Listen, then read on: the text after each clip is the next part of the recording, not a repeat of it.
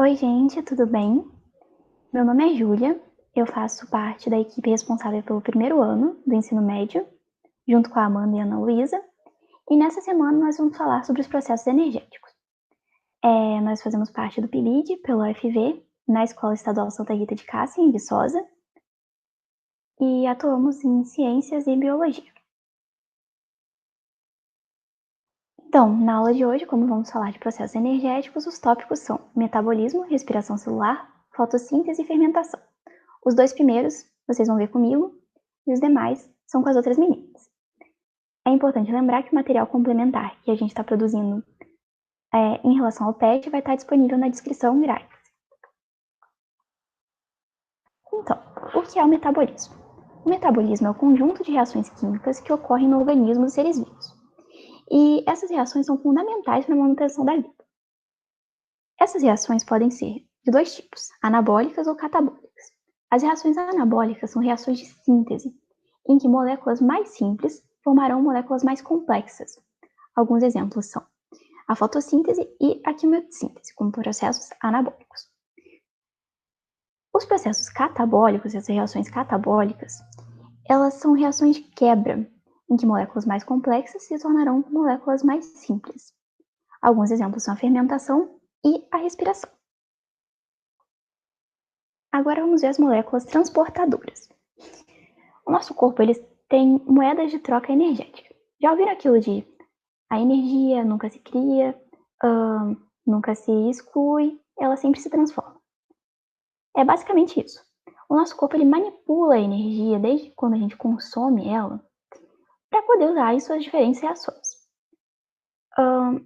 E a moeda de troca energética, as moléculas capazes de transportar essa energia são, por exemplo, o ATP, o ADP e o AMP. O que é isso? O ATP é a adenosina trifosfato, que consiste em uma molécula formada por adenina, ribose e 3 grupos fosfato, então trifosfato. Existe o ADP, que é difosfato, então 2 grupos fosfato, e o AMP. Reparem que elas vão ficando mais simples, né? O AMP é monofosfato, um grupo fosfato só. Outras moléculas transportadoras são a NAD, NADP e FAD.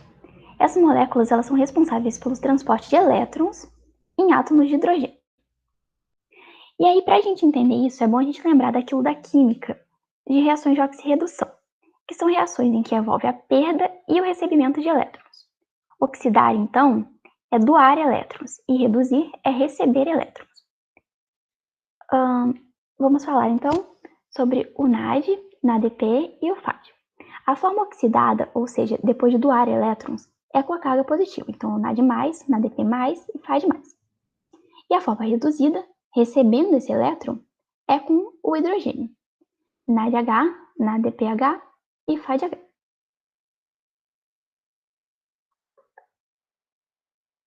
Agora, quanto à respiração celular, que é o tema da semana 2. A respiração celular é o processo de quebra da glicose e liberação da energia. E ela vai ser estudada por etapas. Essas etapas são a glicólise, o ciclo de Krebs e a cadeia respiratória. Aqui embaixo eu coloquei para a gente ver a reação da respiração celular para a respiração aeróbica. Por que é para a respiração aeróbica? Reparem que aqui nos reagentes nós utilizamos o oxigênio para fazer essa quebra. E reparem que no final nós obtemos energia. Nós transformamos essa energia, como eu tinha falado. Então, vamos para a primeira etapa, que é a glicólise. A glicólise ela ocorre no citosol, que é uma parte da célula, e nessa etapa não há o consumo de oxigênio. O que acontece nessa etapa, então? A molécula de glicose ela é quebrada por enzimas. E assim que ela é quebrada, há a liberação de piruvato, ou ácido pirúvico, como mostra aqui, e o consumo de 2 moléculas de ATP. Mas, além de consumir 2 moléculas de ATP, nós produzimos 4 moléculas de ATP, ficando com um saldo de 2 moléculas de ATP, se a gente diminuir. Vai ocorrer a liberação de água com 2 íons de hidrogênio e 2 moléculas de NAD+, carregando elétrons, ou seja, elas vão se transformar em NADH. A etapa do ciclo de Krebs, ela vai ocorrer na matriz mitocondrial, que é dentro da mitocôndria, essa organela, Então, Nessa etapa, o piruvato ele vai se transportar para dentro da mitocôndria e vai ocorrer a oxidação da molécula acetil-CoA. Reparem que essa molécula ela é rica em carbono e hidrogênio. Então, ela vai entrar no ciclo com a ajuda do oxaloacetato, que vai ser regenerado. Aqui nós temos a fórmula dele. E reparem na quantidade de molécula que a gente vai formar, muitas moléculas, diversas moléculas, que vão ser utilizadas depois para a gente fazer essa contabilização da energia. Então, o saldo aqui no ciclo de Krebs ainda é só 2 ATPs, né? A gente tem 4 ATPs até agora, somando com os 2 da glicose. E por último, nós temos a cadeia respiratória, ou fosforilação oxidativa. Ela vai ocorrer também na matriz mitocondrial, só que vai acontecer uma coisa diferente. Nessa etapa, vai ocorrer o transporte de elétrons acoplados na NADH e na FADH2, pela matriz mitocondrial, por moléculas transportadoras. Isso vai gerar muitos íons, vocês podem ver, íons H+, e vai ocorrer uma certa sobrecarga nesse espaço intermembranas, causando um desequilíbrio. Então, vai ocorrer um retorno até a matriz mitocondrial. Não está cabendo todo mundo, sabe? E nesse retorno, elas vão passar pelo ATP sintase, que é um complexo de proteínas que forma o ATP. Então, vai ocorrer a liberação de energia e a formação de ATP, tendo um saldo de 32 ATPs. Muito obrigada, gente. E agora fiquem com a Amanda para estudar a fotossíntese. Oi, gente! Meu nome é Amanda Rosa e eu curso Ciências Biológicas no UFV. E hoje eu vou explicar para vocês o que é a fotossíntese. Essa matéria está a partir da página 41 do PET 5 de Biologia do primeiro ano do ensino médio. Essa é a semana 3. Então, o que é a fotossíntese? A palavra fotossíntese é de origem grega, fotossíntesis, que vai significar síntese através da luz. Essa síntese vai ocorrer quando a energia solar é transformada em energia química. Isso faz com que os organismos autotróficos sejam capazes de sintetizar material orgânico, ou seja, eles produzem o seu próprio alimento. Mas onde ocorre a fotossíntese? Ela vai ocorrer no interior dos cloroplastos, sendo realizada em maior intensidade nos tecidos ricos com esse tipo de organela. Então, no geral, a fotossíntese vai ser dividida em duas etapas, a fase clara e a fase escura, que é também chamada de fase química. Quando a água e os sais minerais são retirados do solo pela raiz, no caso das plantas, esses sais e essa água passa pela planta pela seiva bruta. E quando chega às folhas, a luz do sol é absorvida através da clorofila, que é o pigmento que dá a elas a cor verde. E como eu disse antes, vai ocorrer uma reação fotoquímica que transforma a luz solar, energia solar, né, em energia química, que é transportada pelos canais existentes para o resto da planta e vai ser utilizada como alimento para ela continuar viva e se desenvolvendo. Então, sendo assim, a equação total da fotossíntese vai ser 12H2O, água, mais 6 dióxido de carbono, que vai ser quebrada pela luz, que vai ser transformada em 6O2, oxigênio, mais C6H12O6, que é a glicose, mais 6H2O. Então, para aprofundar um pouco mais, a gente vai falar das etapas da fotossíntese. A fase clara, fase luminosa ou fase fotoquímica é uma das fases da fotossíntese em que só ocorre na presença da luz, que ocorre nas lamelas dos tilacoides do cloroplasto, onde ocorre a absorção de luz solar e a transferência de elétrons, por meio dos fotossistemas, que são conjuntos de pigmentos, proteínas e transportadores de elétrons que formam uma estrutura de membranas. Na fase clara, existem dois tipos de fotossistemas, que vão atuar de forma independente, mas de forma complementar. Eles vão estar ligados por uma cadeia transportadora de elétrons. Nessa fase, vão ocorrer dois processos muito importantes: é a fotofosforilação e a fotólise da água. A fotofosforilação consiste basicamente na adição de um P, que é um fósforo, ao ADP, que é a adenosina difosfato, que vai resultar na formação de um ATP. Ao ser capturado pelas moléculas antenas dos fotossistemas, a energia de um fóton de luz vai ser transferida para os centros de reação, que vai estar localizada na clorofila. Ao atingir a clorofila, ela se torna energizada e libera elétrons, que passam por diferentes receptores, formando juntamente com H2O, ATP e NADPH. Existem dois tipos de fotofosforilação: fotofosforilação acíclica e fotofosforilação cíclica. A fotofosforilação acíclica são aqui os elétrons liberados pela clorofila não retornam para ela, indo para outro fotossistema, e no final ele acaba produzindo ATP e NADPH. Já a fotofosforilação cíclica, os elétrons liberados pela clorofila irão retornar para ela, e esse processo no final vai produzir apenas ATP. A outra etapa da fase clara é a fotólise da água, em que vai ser um processo que quebra a molécula da água por meio do uso de energia solar. Esse processo é responsável pela substituição dos elétrons perdidos pela clorofila no fotossistema 2 e também produzir O2, o oxigênio. A equação geral da fotólise, também conhecida como reação de Hill, ela é descrita de certa maneira, né? De 2H2O, que vai ser quebrada pela luz, vai transformar em O2, oxigênio, mais 4 hidrogênios, mais 4 elétrons. Dessa forma, a molécula de água é a doadora final dos elétrons. O ATP e o NADPH formados serão utilizados para a síntese de carboidratos a partir do CO2, processo que vai ocorrer na fase escura, que é a etapa seguinte. Enquanto a fase clara fornece a energia, a fase escura realiza a formação de glicose a partir de CO2. Ou seja, ela vai poder ocorrer tanto na ausência quanto na presença de luz, sendo responsável pela fixação do carbono.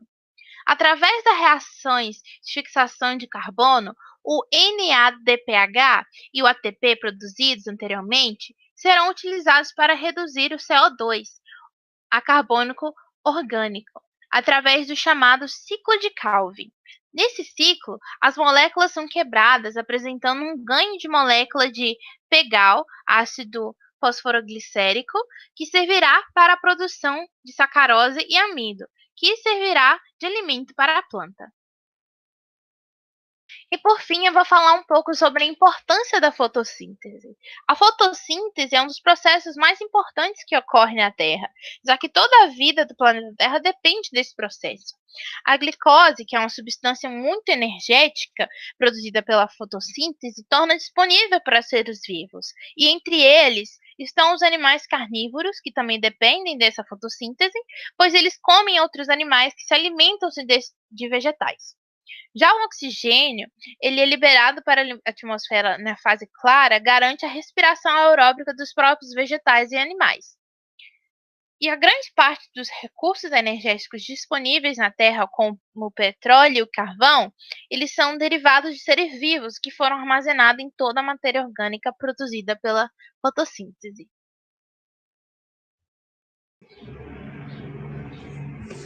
Olá, gente. Meu nome é Ana Luísa, eu tenho 19 anos e estou cursando Ciências Biológicas na UFV. Hoje a gente vai falar um pouco sobre a fermentação, que encontra-se na página 47 do PET 5 e a quarta semana. Então, muitos dos alimentos que nós ingerimos só são possíveis serem produzidos através de processos de fermentação. Por exemplo, pães, bolos, derivados de leite e até mesmo bebidas alcoólicas. E é por isso que hoje a gente vai entender um pouquinho mais sobre como ela ocorre, qual a sua finalidade. Enfim, o que é a fermentação? A fermentação é o processo de obtenção de energia. Entretanto, diferentemente da respiração celular, não vai haver presença de oxigênio. E devido a essa circunstância, o saldo energético da fermentação será muito menor do que o da respiração celular. Na respiração, por exemplo, o saldo energético varia entre 30 e 32 ATPs, e da fermentação, o seu saldo energético é apenas 2 ATPs, sendo um processo não tão favorável para as células, ou seja, ele só é realizado em momentos de falta do oxigênio ou em organismos específicos que não pode ter contato com oxigênio ou realmente não tem como ter esse contato com oxigênio.